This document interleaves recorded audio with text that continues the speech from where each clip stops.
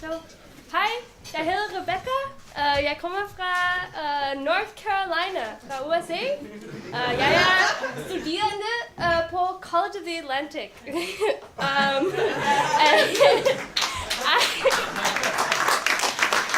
Whole presentation in Danish, just kidding. No. So I'm in my final year at COA and working on a project on my final project related to community financing. So that's why I'm here with these amazing people working on a project together with Samsø in Long Island. So, hello, I'm Kate Uncle, and I graduated from College of the Atlantic in June, and I'm from Blue Hill, Maine, which is an hour from College of the Atlantic, and I'm really happy to be here. I'm Luke Greco. I am originally from Connecticut, and I'm a third-year student at College of the Atlantic. I don't speak Danish, but thank you for speaking English so accommodatingly. Yeah, I'm happy to be working on this project. Great, and my name's Nathan Johnson. I live on Long Island.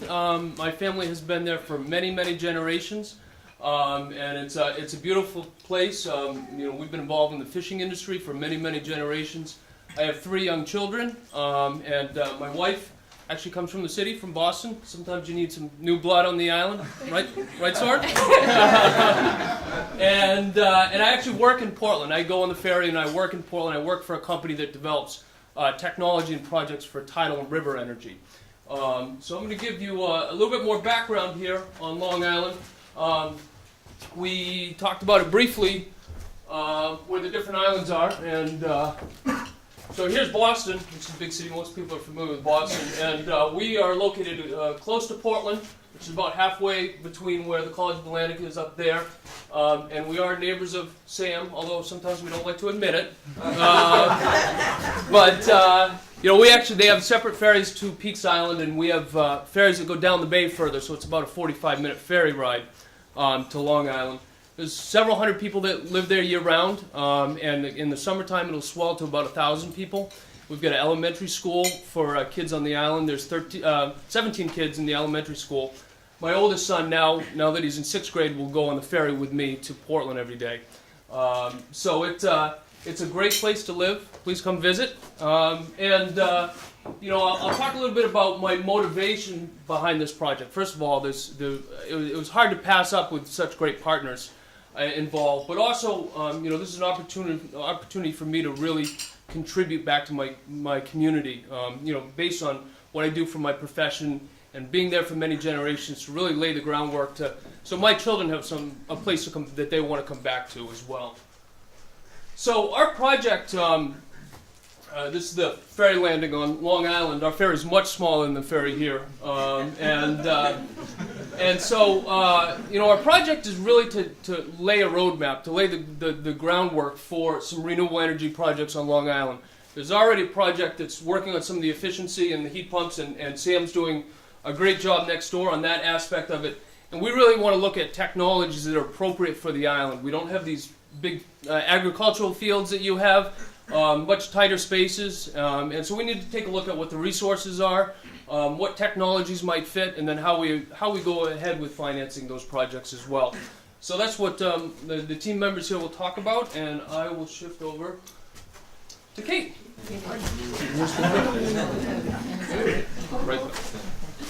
It's much easier for me to be with you around the table, one-on-one, than here.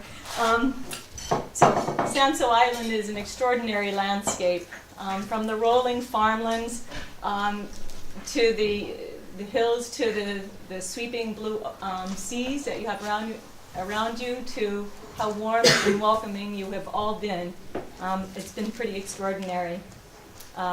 You've been gracious about bringing us into your homes, to tell us stories about yourselves and your families and how your landscape has shaped your daily living. And I recall when we had interviewed John Durston, a couple of thirsty cyclists came up, and John so very kindly offered us last season's cider. And then I remember Inga's story sharing with us about how important the sea was to her in returning home after a day at work. So new vistas, in cycling, new vistas revealed beautiful, surprising views as we pedaled through the landscape, and I found that same experience in having conversations and having these amazing revelations in conversations as well. Oh, my.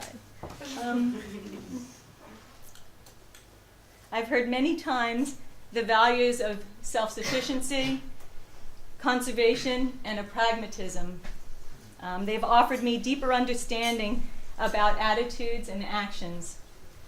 I have seen Soren Stengard conferring with his neighbors and have observed how cooperation between municipality and residents are essential to lasting change. And I have smelled the Academy's campfire, where imagination and inspiration burn very brightly, where open communication and inclusion have cultivated a lot of trust. These experiences and insights will help greatly when visiting Long Island. We'll continue to listen openly and understand community members' histories, their interests, and hopes for themselves and for their families.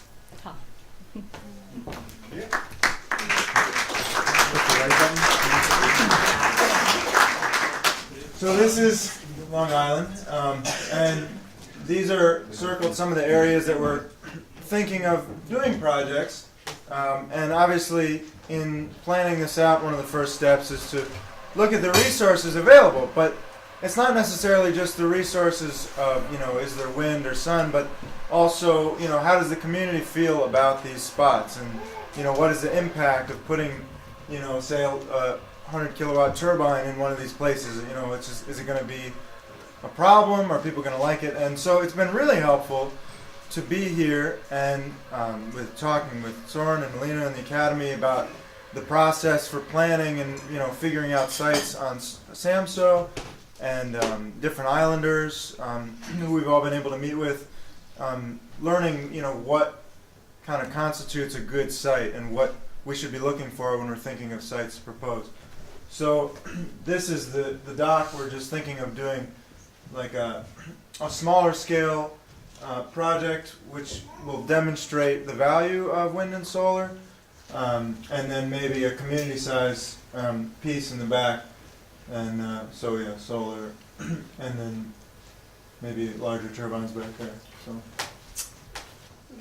Yeah, so then also thinking about the economics of the project, and I think one area that we've taken a lot of inspiration from Samsø is in sort of bringing ownership together from the community. In Samsø, they do this a lot with cooperatives. You have cooperatives of the onshore and the offshore, and also the district heating. And I think even more so than looking specifically at sort of the organizational structure and exactly the details of how this has come together, we've taken a lot of inspiration from thinking about the methods that, say, the Energy Academy has used to get people interested and to understand how the project can benefit them, so people want to take ownership and be a part of that as a community. So coming back to our own project, how can the project economics work in the US? So we figured if the wind doesn't blow, we'll just put up a fan and everything will be fine. Well, not really, but one thing that we'll have to think about, as well as other projects, is the terrain we're navigating of lots of different incentives that are available and how we can both have ownership that takes advantage of those incentives but also has the most benefit to the community.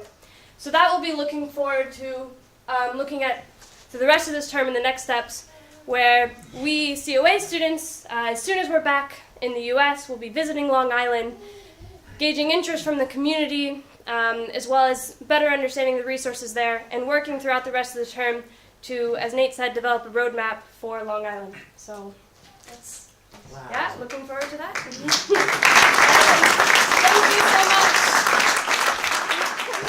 much.